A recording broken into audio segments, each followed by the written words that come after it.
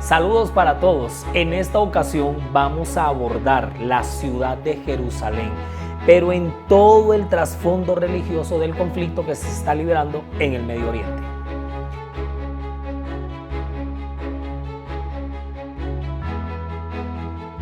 Pues resulta que la ciudad de Jerusalén es como especie de un trofeo, la joya de la corona para tres religiones milenarias, que es el judaísmo, el cristianismo y el islam, los musulmanes. Este conflicto palestino-israelí, como se le ha bautizado el nombre con el que lo conocemos, yo personalmente diría que es el conflicto no solamente palestino-israelí, sino que es un conflicto árabe, judío, israelita y cristiano. Y ya vamos a ver por qué. No vamos a ver aquí tanto las implicaciones geopolíticas, socioeconómicas que se entrelazan, ¿no?, en este conflicto, sino que estamos aquí, en este podcast de la historia profética del mundo, para hacerle un análisis a lo que es el trasfondo religioso, o sea, desde el punto de vista religioso, profético, mesiánico, doctrinal, de fe, como le queramos abordar, vamos aquí a explicarlo. Muy bien, ¿por qué se la están disputando estas tres religiones? Y yo a veces saco cálculos, ¿no? Porque a donde ustedes aquí me ven, yo pienso.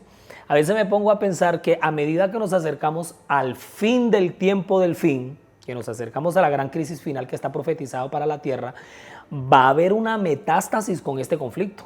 O sea, la cosa, porque es uno de los conflictos más complicadísimos,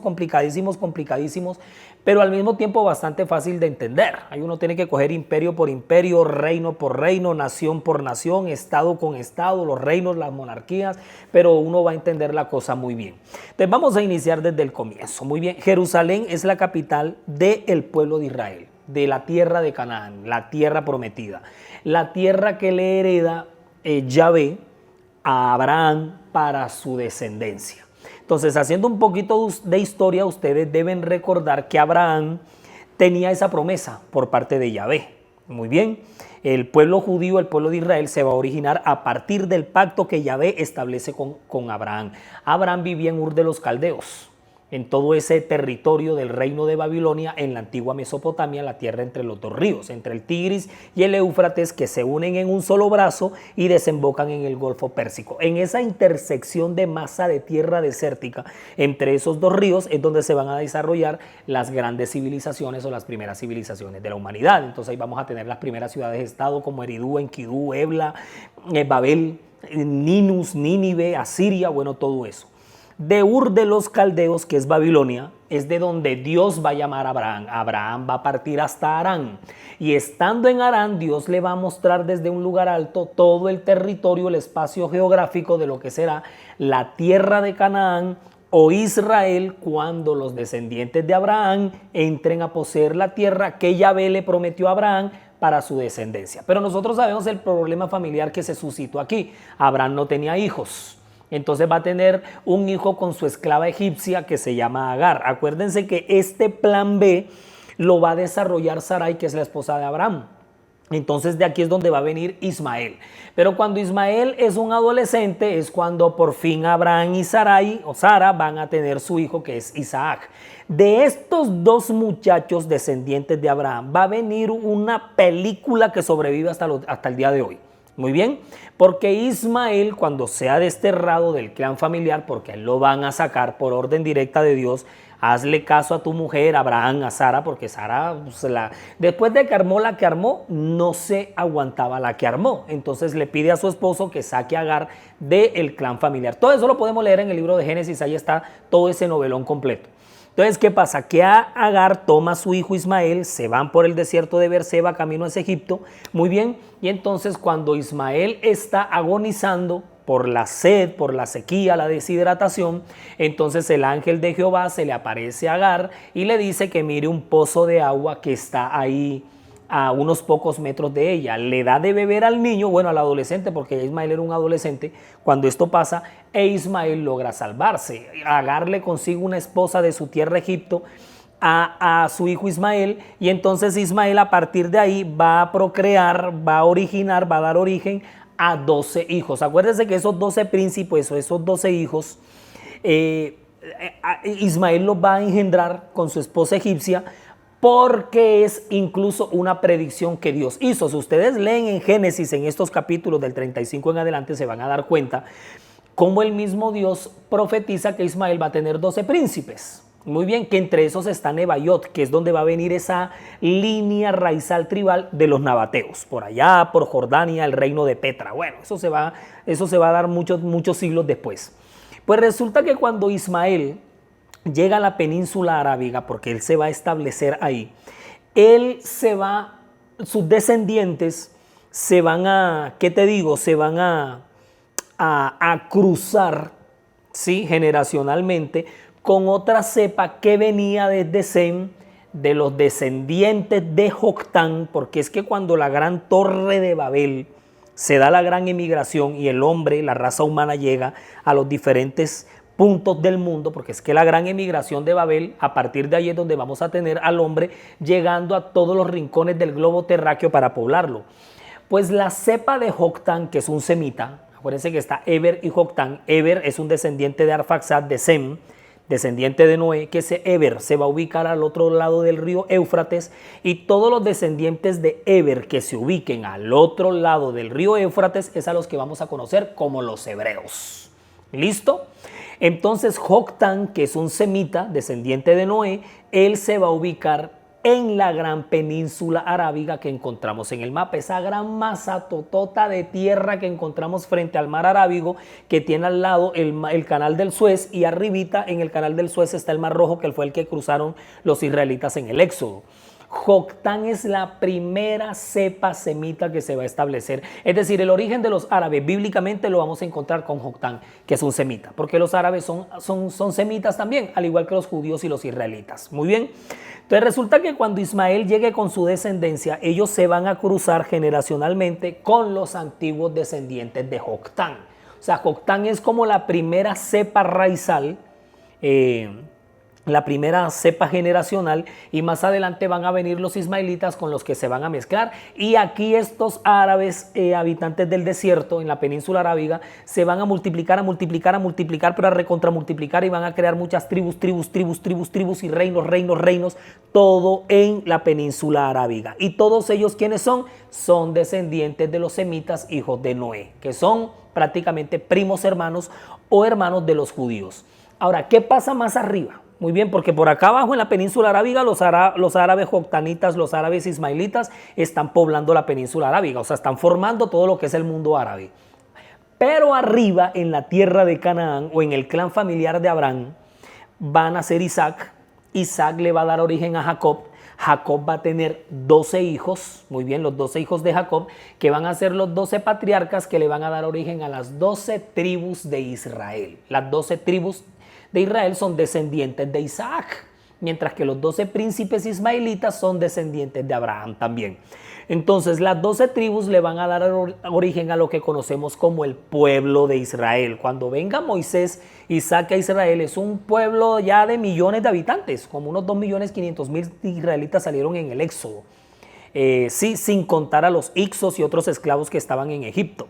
Entonces resulta que ellos van a ser una nación que peregrina por el desierto 40 años antes de entrar a poseer la tierra de Canaán que se le había prometido a Abraham para sus descendientes. Muy bien, entonces cuando ellos toman posesión de la tierra con Josué, y eso lo encontramos en el libro de Josué, Josué lo reparte de acuerdo a cómo Dios lo inspira para que él organice las 12 tribus. Es decir, el pueblo de Israel va a ser una nación santa, la nación escogida por Yahvé, con 12 estados o 12 departamentos. Acuérdate también que entra Manasés a heredar y Efraín, mientras que Leví no tiene un territorio como tal, sino que ellos, como son los sacerdotes del pueblo de Israel, están esparcidos por el resto de las tribus.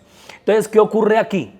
El pueblo de Israel se establece, ¿cierto? Su capital es Jerusalén, que es donde Salomón en el monte Sión edifica el templo de Jerusalén, el gran templo de los israelitas, que mejor dicho, eso va a ser la joya de la corona. Jerusalén es la gran capital de la nación de Israel, del pueblo de Israel. Ahora ustedes saben que llega la monarquía, tenemos a David como rey, luego tenemos a Saúl, que es el primer rey, luego nos viene David y luego nos viene Salomón. Luego de la muerte de Salomón, Israel se parte. Tienen como especie una guerra civil, un conflicto interno, e Israel, la nación de Dios, el pueblo elegido, se parte en dos Israel. Queda el Israel del norte y queda el Israel del sur. Quedan 10 tribus en el norte y 2 tribus en el sur. Ahora en el norte tenemos un rey y en el sur tenemos otro rey, que es donde viene el libro de Reyes y Crónicas y nos cuentan toda esa película. Entonces, ahora tenemos una ciudad capital en el norte y una ciudad capital en el sur. La ciudad capital en el reino de Israel del norte va a ser Samaria. Y la ciudad capital en el reino de Israel del sur va a seguir siendo Jerusalén. Ahora, acuérdate que las 2 tribus que quedan abajo en el Israel del sur van a ser Judá y Benjamín. Pero como la tribu de Judá es más grande y en ella, en su territorio está Jerusalén, la capital, al Israel del sur lo vamos a llegar a conocer un poco más adelante como judíos, porque la tribu de Judá es más grande que la de Benjamín. Entonces aquí es donde vamos teniendo como origen plenamente de lo que es el pueblo judío, que son israelitas de Judá o del reino del Israel del sur, con capital en Jerusalén. Y la capital arriba es Samaria. Por eso es que a los de arriba, a las 10 tribus que componen el reino de Israel del norte, los vamos a conocer como samaritanos. Ustedes saben que aquí se origina un conflicto interno entre samaritanos y judíos, que todos son israelitas, solamente que están peleados entre ellos y se dieron duro y se dividieron, pero es el mismo Israel que ellos dividieron y partieron. Pero como ellos se dividen, quedan débiles. Entonces los enemigos de Israel que están afuera aprovechan esa división y aprovechan esa debilidad. En el año 722 son los asirios los que incursionan en el Israel del norte. Los samaritanos, muy bien. Entonces los asirios llegan, es la época de Sardón, de Ashurbanipal, de Senaquerib, llegan todos estos líderes y generales asirios y despedazan al Israel del norte, que son los samaritanos.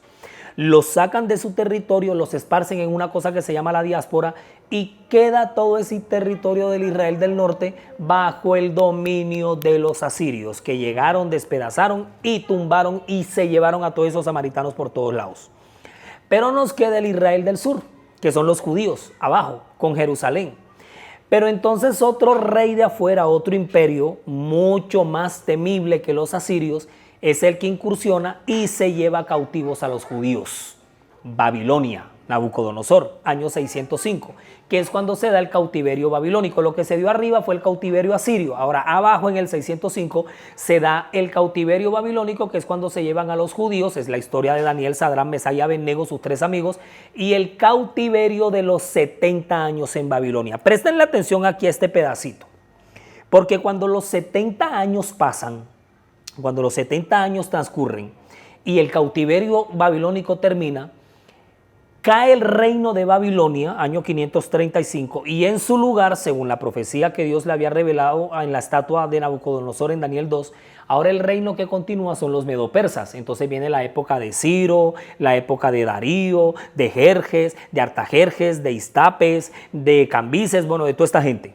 Entonces resulta que ahora son los medopersas los que están gobernando. Los medopersas le dan el permiso y el aval a los judíos para que retornen a su tierra 70 años después, para que reconstruyan su ciudad Jerusalén, para que reconstruyan su templo, que lo reconstruyeron pero no les quedó igual. Duraron como unos, 48 años fue reconstruyendo el templo. Muy bien, entonces, ¿qué va a pasar? Que cuando ellos retornan, los judíos, esta es la época de Esdras, Zorobabel, Nehemías, muy bien, después de que Jeremías y Ezequiel consolaron al pueblo, un poquito más Ezequiel que Jeremías, porque Jeremías se dedicó fue a llorar. Ezequiel le dijo, pero vuestros hijos van a regresar, y así es, los hijos y los nietos de los judíos regresan a su tierra baldía después de 70 años, pero préstenle atención a lo siguiente, de aquí en adelante los judíos no van a tener más independencia, es decir, no van a ser un estado independiente. Después de estos castigos y estos cautiverios y estas incursiones de los enemigos, los judíos se van a parar en la raya y dicen, bueno, por nuestra idolatría y nuestra fornicación espiritual fue que nos pasó todo esto. De ahora en adelante nos vamos a poner férreos. Por eso es que después del cautiverio, después de los cautiverios, los judíos se vuelven muy fanáticos. Es cuando van a crear el Sanedrín, muchos años después, pero se van a volver un poco más firmes y ortodoxos con la religión.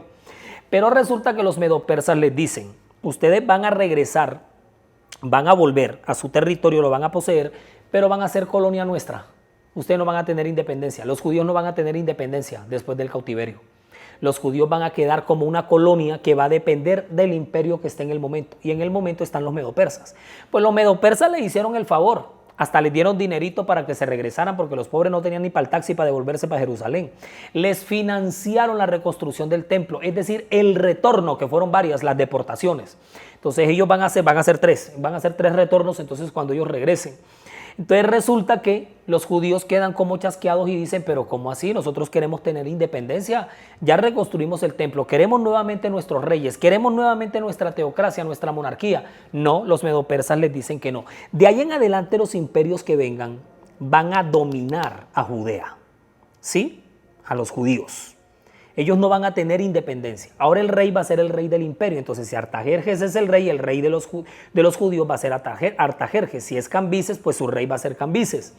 Pero el reino de Medo-Persia también llega a su final. Ahora vienen los griegos. Ahora son los griegos los que dominan a partir del año 331. Y ellos van a gobernar con un proceso filosófico que se va a llamar la helenización, o sea, va a haber un paganismo ni el tenaz que se va a infiltrar en las filas de los judíos y ellos van a resistir a ese adoctrinamiento griego, ellos no se van a dejar. Aquí van a venir los griegos seleucidas, aquí va a venir Antíoco Epífanes, o sea, van a profanar el templo, van a pervertir la doctrina y la fe judía y los judíos no quieren porque ellos son independientes, son el pueblo de Dios y quieren recuperar su independencia, pero si ahora Alejandro Magno es el rey de los griegos, pues también es el rey de los judíos porque Judea es un territorio vasallo o es una colonia dominada por el gobierno, por el reino del momento, y en estos momentos en el que voy en el relato, quienes los están gobernando son los griegos. Entonces resulta, pasa y acontece que los griegos también van a caer. Durante la dominación de los griegos seleucidas, los judíos van a levantar una rebelión, que es la rebelión de los macabeos, con Judas Matatías, o sea, Judas Macabeo y sus hermanos, van a levantar una rebelión en contra de la dominación de los griegos, de la helenización, y van a recuperar la independencia judía por un poquito de tiempo, ¿sí? Unos pocos tiempos hasta que vengan los romanos, que es a lo que vamos a conocer como el reino de los asmoneos, que es ese reino de los judíos macabeos que se tomaron nuevamente el control de Judea. Pero los griegos también van a caer, ¿cierto? Ahora se imponen los romanos. El imperio romano es el que va a dominar ahora. Y con el imperio romano los judíos la van a pasar peor. Ahora el rey de los judíos va a ser el emperador que esté o el gobernador que coloquen en Judea, que era la gran Siria para el momento del imperio romano. Entonces, como los judíos la han pasado mal con los babilonios, luego con los medo-persas, con los griegos la pasaron pero tenaz, y con los romanos la van a tener horrible, horrible, horrible. ¿Qué es lo que va a ocurrir? Que es cuando los judíos le van a clamar a Yahvé que por favor les mande ya al Mesías, que es el único que le puede arreglar ese cuento, el único que los puede desencadenar de esa dominación del imperio romano.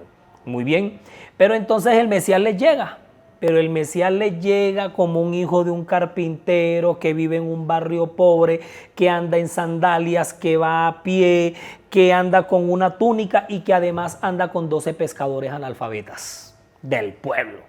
Ese no es Mesías para los judíos. Ellos estaban esperando un estadista que le volara la cabeza al imperio romano, porque el imperio romano se la montó horrible a los judíos. Fue una cosa terrible. O sea, los judíos ya le tenían, era una fobia, un asedio a los romanos. Y pues el sentimiento era correspondido porque los romanos en gran parte no gustaban de los judíos y los empezaron a presionar con esto de los impuestos, con el dominio, los tenían subyugados. ¿Qué pasa? Que los judíos terminan rechazando totalmente a Jesús. Ellos que están esperando la restauración del reino, que acabe con el dominio romano, que acabe con ellos, que acabe con todo esto. Y llega Jesús diciendo que su reino no es de este mundo. Pues peor, para los judíos fue mucho peor. Ellos rechazaron al Mesías, al verdadero Salvador del mundo. Y como lo rechazaron, lo que hace Jesús es que les quita las llaves como pueblo escogido y se le entrega a los gentiles. Y sobre todo cuando participan activamente en la crucifixión del Mesías y posteriormente hacen derramar la gota, derraman la gota que rebosa el vaso con la muerte de Esteban, que es cuando definitivamente rechazan el evangelio y el mensaje de salvación cristiano. Los judíos, ¿qué hacen? Rechazan totalmente a Jesús. Muy bien, algunos se van a bautizar más adelante en el Pentecostés y años después con el ministerio de los apóstoles, pero ellos van a rechazar totalmente al verdadero Mesías que les llegó y les nació en sus propias narices. ¿Qué ocurre? Que ellos están esperando a que el Mesías llegue y les devuelva su soberanía nacional y ellos vuelvan a ser ese gran estado, ese gran pueblo de Israel, esa nación escogida, como lo fueron desde un principio cuando heredaron la tierra de Canaán, que era la promesa territorial que Dios le había hecho a Abraham, a sus descendientes por la línea de Isaac. Perfecto, pero entonces, ¿qué ocurre aquí? Que es donde voy a cerrar esta primera parte, porque este tema de Jerusalén en el conflicto religioso del Medio Oriente lo voy a estar dando en varias entregas. Entonces, ¿qué es lo que pasa aquí? Como van pasando los años después de la muerte de Jesús, los judíos tenían hasta aquí a los romanos. Es en el año 70 cuando los romanos se quitan este peso de encima. Se quitan a los romanos de encima, destruyéndoles la ciudad, destruyéndoles el templo y además sacándolos de ahí. ¿Perfecto? Son los romanos en la época de Tito Livio como gobernador y Vespasiano como emperador. El año 70 en la historia profética de este mundo es un año, vean, una cantidad de cosas que aprender de ahí. Entonces, en el año 70 los sacan. Los romanos logran sacar a los judíos de ahí, les destruyen el templo. Los judíos no podían creerlo cuando al templo se los destruyen. Ellos, mejor dicho, ellos no pueden aceptar lo que está ocurriendo. Y cuando ellos los sacan de su tierra, que era herencia dada por Yahvé, cuando ellos los sacan y les destruyen el templo, ellos añoran, se mueren por volver. Muy bien. Y el judío allá donde se mete, porque ellos se esparcen por Asia, por Europa, muy bien, cuando se da esa gran diáspora, ellos se van a ubicar gran parte en Alemania, en Ashkenaz, que los vamos a conocer como los judíos ashkenazis. Otros se van a ir para la península ibérica, para lo que es la parte sefardí, los vamos a conocer como los judíos sefarditas. Ellos se van a ubicar en muchos rincones de la geografía. Entonces, lo que ocurre es que los judíos siempre desde donde están anhelan volver a su tierra, recuperar su soberanía, su estado nacional, volver a erigir su templo porque su Mesías les va a aparecer, les va a llegar como cumplimiento de las profecías del Antiguo Testamento. Pero entonces ocurre lo que no se veía venir. Ante esa fobia de los romanos hacia los judíos es Adriano, escuche bien, Adriano, después de la revuelta judía de Bar Kokhba, es Adriano quien definitivamente va a expulsar a los judíos, va a vetar su entrada nuevamente en Judea, la reconstrucción del templo. Recuerda que en el año 70 cuando les destruyen el templo, lo único que queda de pie es el muro occidental que sobrevive hasta nuestros días, que popularmente lo conocemos como el Muro de los Lamentos. Adriano el emperador es el que por pura tirria, como digo yo, por pura rabia, por puro despecho, por pura fobia, solamente por mala gente, le cambia el nombre a Israel por Palestina. ¿Estás escuchando bien? Es Adriano el que le hace este cambio de nombre. En primer lugar, porque una de las 7 colinas de Roma se llama Palatina. Y esa colina palatina es la que más está cerca del territorio de Judea. Y además porque la raíz, el vocablo original de la palabra Palestina viene de una raíz antigua que es filistea. Y para que los judíos les cambien su nombre de Israel por Palestina, que originalmente es filistea, era una ofensa terrible. O sea, para el judío, Palestina no se llama Palestina, se llama originalmente Israel. Pero los romanos, por pura tirria y por pura cosa, contra los judíos, la rebautizaron así. Entonces, hasta aquí, que es donde estamos llegando, encontramos a el pueblo de Israel o la nación de Israel rebautizada con el nombre de Palestina. Los judíos no aceptan eso, ellos quedan totalmente esparcidos queriendo volver algún día a su nación porque Yahvé se las prometió, pero ahora ese territorio de Israel y ese territorio de Judea va a quedar al mando pues del imperio que esté dominando y el que se lo gane. En su momento van a ser los romanos, pero cuando caiga el imperio romano van a ser los bizantinos, Bizancio, Constantinopla, luego van a ser los sasánidas, que son una rama de los persas. O sea, todo el mundo va a querer dominar ese territorio de Palestina / Israel, incluyendo Jerusalén, muy bien, donde está el terreno baldío, donde el imperio estaba, pero aquí donde el templo estaba, pero aquí la cosa va a cambiar cuando lleguen unos señores que son de los que voy a hablar en la segunda entrega, los turcos otomanos, que son los árabes musulmanes, luego de que en el 622 de la era cristiana aparezca Mahoma para iniciar su ministerio profético y se lance con la expansión islámica a la conquista de los territorios sagrados que les pertenecen, porque ellos son descendientes de Ismael, Ismael hijo de Abraham, y según ellos también entran en la promesa territorial que Dios le hizo a Abraham a sus descendientes, y ellos se autodenominan como descendientes abrahámicos y también con el derecho de reclamar la tierra de Palestina o la tierra de Israel por derecho de fe, que se ganaron por ser descendientes del padre Abraham. En la próxima entrega entran los musulmanes aquí y vamos a ver por qué ahora para ellos Jerusalén es una ciudad tan importante que se la están disputando hoy, así como para los judíos es tan importante, que fue lo que vimos en esta primera entrega. No te pierdas la segunda entrega después de esta, porque vamos a estar explicando todos estos elementos y vamos a conocer más el trasfondo religioso del conflicto en el Medio Oriente.